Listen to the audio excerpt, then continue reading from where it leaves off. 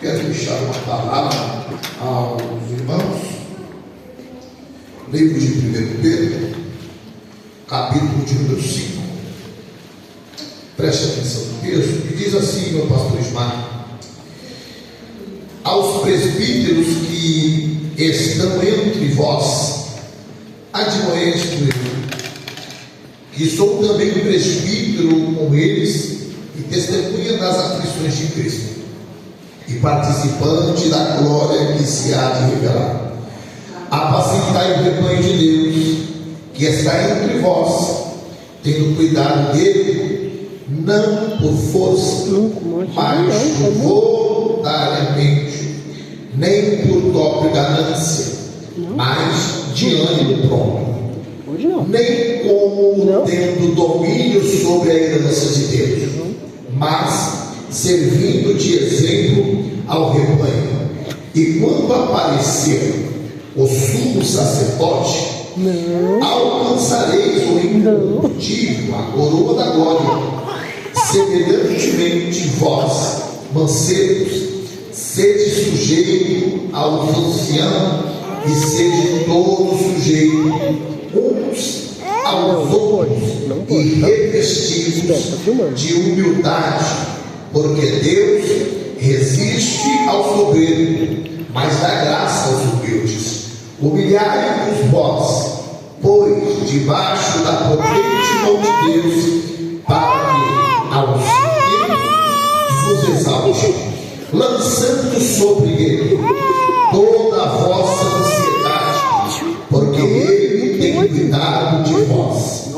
Sede sóbrio e vigiai, porque o diabo, o vosso adversário, anda bradando com ele, buscando a quem possa tragar, ao qual resistir firme na fé, sabendo que as mesmas aflições se cumprem entre vós, irmãos do mundo. Amém?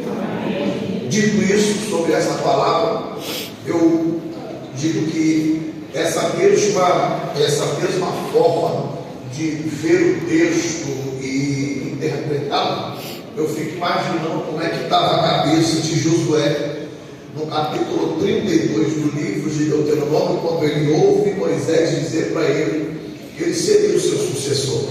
Só que não fala para ele de qualquer maneira, ele chama toda a congregação, traz todo mundo e diz que passaria a responsabilidade daquele cajado para Josué. Só que Josué ouve as palavras, mas há uma aflição no coração, porque ele lembra do que o seu mentor passou. Fica aquele receio, aquele medo, aquela preocupação de estar, de fazer a obra, tendo medo de olhar para a direita ou para a esquerda. O que está acontecendo? É que muitas vezes nós queremos fazer com que a obra de Deus se torne uma competição, quando na verdade o reino não é dividido, ele é junto. Porque a Bíblia diz que aquele que não ajuda, espalha. Mas olhando para o coração de Josué, o capítulo de número 1 do livro de Josué vai dizer as mesmas palavras que Moisés disse diante de todo o povo. Só que agora é diferente. Tendo Moisés, o meu servo, morrido, ele chama ele, mas ele dá uma atento. Escuta, eu não vou te chamar só de Josué para o povo entender. Eu vou te chamar filho, porque eu preciso que eles entendam que você veio de uma linhagem diferente. Quando Deus começa a falar com ele, ele está desanimado, não está contente, porque há um medo no coração de assumir aquela obra. O que nos chama a atenção? É duas palavras, a do versículo 7 e a do versículo 8 de Josué. Mas ele deixa bem claro, escuta, no verso 5, aonde você pisar a planta dos vossos pés, eu serei contigo. Uma coisa é certa, eu vou te honrar onde você passar e aonde você pisar. Segundo, ele vai dizer para ele: quer ser próspero, quer ter uma diferença entre este povo, porque eu vi o que Moisés passou. Medita medita na lei do Senhor, de dia e de noite, tendo cuidado nessa lei, e não aparte um livro da tua boca, porque fazendo assim prosperará o seu caminho. Pastor, o que o Senhor estava dizendo para ele? Muito simples. Você faz com que a lei seja cumprida, você medita nela de dia e de noite, aí você vai ouvir a resposta rapidamente, porque o versículo de número 9 é uma pergunta trazendo um encorajamento. Esse Deus é lindo, pastor Ismael. Por quê? Porque ele vai dizer assim, o verso 9: não te mandei eu? Uma pergunta. Mas o mais interessante é que ele responde: esforça-te, tende bom ânimo. O esforça-te e tende bom ânimo quer dizer, vai ser difícil, não estou dizendo que vai ser fácil, não estou dizendo que vai ter grande tapete vermelho e todos vão fazer, não. A igreja é um casamento que são duas cabeças que pensam totalmente diferente. Quem é casado? Levanta a mão. Você pensa igual a sua esposa? Você pensa igual a sua esposa? O que tem? O que tem entre vocês? Se vocês não pensam igual, o que tem entre vocês? Respeito. O respeito desse altar para lá da igreja e a honra que vocês terão com agora o pastor desse rebanho, o pastor Ismael, vai estar trelado dentro das condições que a Bíblia nos diz. Se você souber honrar e dar honra a quem tem honra, o céu recompensará a sua vida. Eu quero pedir para o nosso pastor e a igreja ficar de pé, a sua esposa, irmã Adriana, por favor, não dá? Por favor.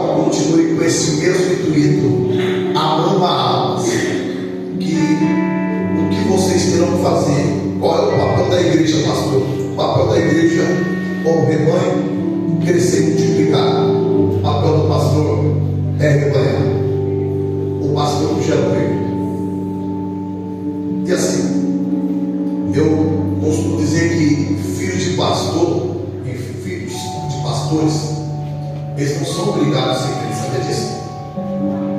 É porque esse, como é que se chama? Júlio. Se eu digo Júlio errado, é o filho do pastor. Não foi o Júlio que errou. Parece que é. O peão veio passar esse terreno. Mas se chama ele? O alemão chama Arthur. Por aqui. Ele disse para eu. O Arthur errado. Meu Deus do céu. É o filho do. O peão vai para as costas. Parece que eles são a culpa da igreja está errada. Enquanto na verdade eles nunca pediram para ser filhos de sacerdote. Mas já que são, honra o teu pai e a tua mãe, para que o dia de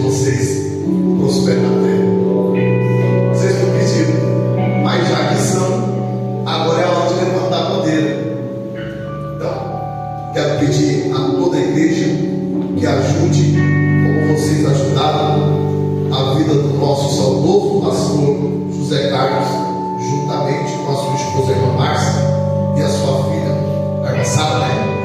Sara. Tem mais? É a sua Sara. É a sua Sara. A família que está enlutada, na mesma condição que vocês fizeram o papel de ajudar e trazer uma palavra de consolo. A igreja, ela sentiu-se na perda, mas nós não podemos parar. Ele está no lugar em que daqui a pouco estaremos junto com ele. Mas precisamos fazer o que veio em nossas mãos. O texto de Eclesiastes diz que para a sepultura onde nós iremos não tem mais trabalho. O que você quer dizer com isso, pastor?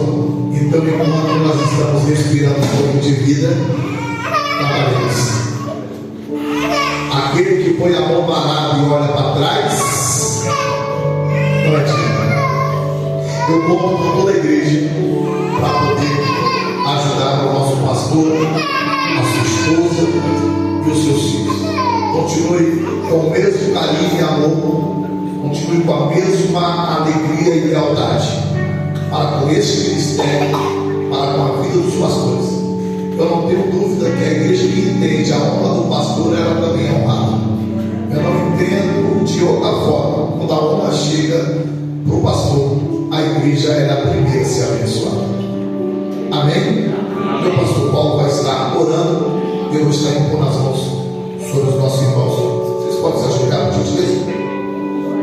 Toda a igreja com a posição de intercessão junto ao altar, junto a esta família sacerdotal, oremos e apresentamos ao Senhor. Senhor, nosso Deus e Pai todo-poderoso, é no nome do teu filho amado Jesus Cristo, estamos aqui nesta casa da sala, para impulsar a nossa vontade, Senhor, a sua vida ao qual tem a presença da vida, está nas comunidades de Jesus Cristo, Pai. Por isso eu peço, Senhor, que guarde, Senhor, os caminhos, Pai, que abençoa, Pai, o seu aceitar, o seu levantar, o seu caminhar, o seu esforço, pela manhã, o nosso Deus, Pai, o nosso Deus, e é a nossa vida, peço a Deus, que abençoe as pessoas que nos querem, Pai,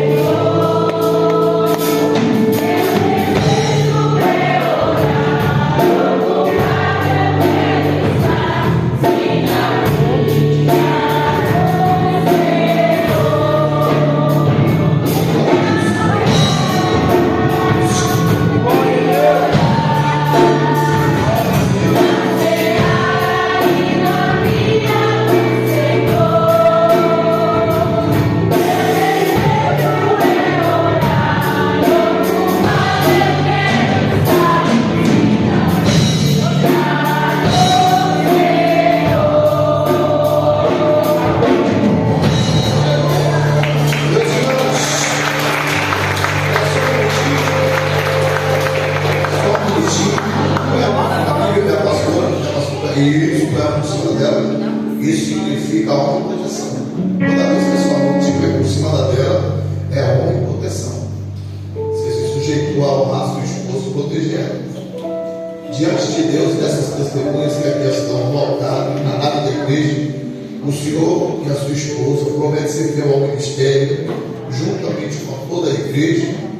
Sim. Então, em nome do Pai, do Filho e do Espírito Santo de Deus, nós empossamos vocês debaixo da autoridade do Senhor Jesus. Que o Senhor abençoe, guarde a vossa casa, a vossa vida, que o Senhor coloque a mão forte em tudo que o Senhor fizer. Ele te honra, onde você pisar, os milagres te acompanham. No nome do Pai, do Filho e do Espírito Santo de Deus. Pode aplaudir o Senhor.